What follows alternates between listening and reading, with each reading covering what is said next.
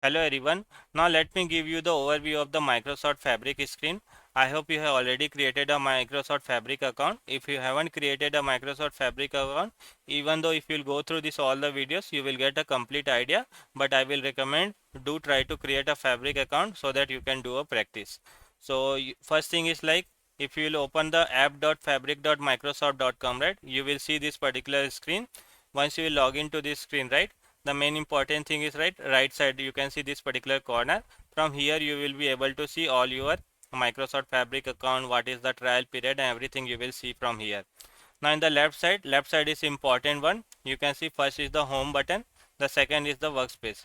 So in previous video we have also understand, right, what actually we do based on each project, based on each department. What actually we try to do, we try to create a different workspaces, and there only we try to assign a capacity, and we try to create a lake house, SQL warehouse, databricks, notebooks, and all everything we do under the workspace only. So this also we will try to cover in the upcoming videos, but as of now in high level you can see this is the workspace screen where we try to create a different workspace based on the each projects. Now after that the main important thing is like OneLake.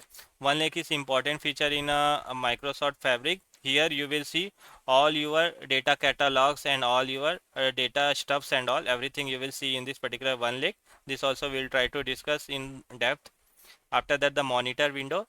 For data engineering, monitoring is a very much important, like to monitor your notebook, to monitor your data pipeline.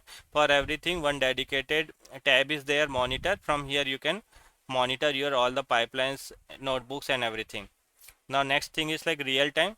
Nowadays real time analytics is a very much important, so that's why the Fabric has given the real time one tab itself, so that you from here only you can go for the real-time data analytics option, and you can create your data streamings and all.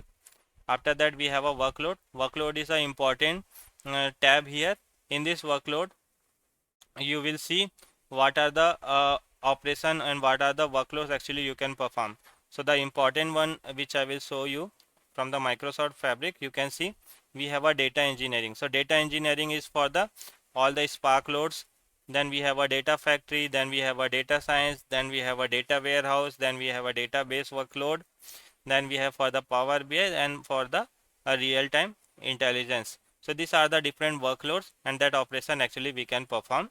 Now after that you will see a my workspace option, and below to that my workspace option, right, you will see three button. If you click here you will see create, browse, and the deployment. Now for the previously for any deployment we were using a CI/CD DevOps. Now you don't need to go for the CI/CD DevOps. This particular deployment pipeline will help you for all the kinds of the deployment. So this is the important feature.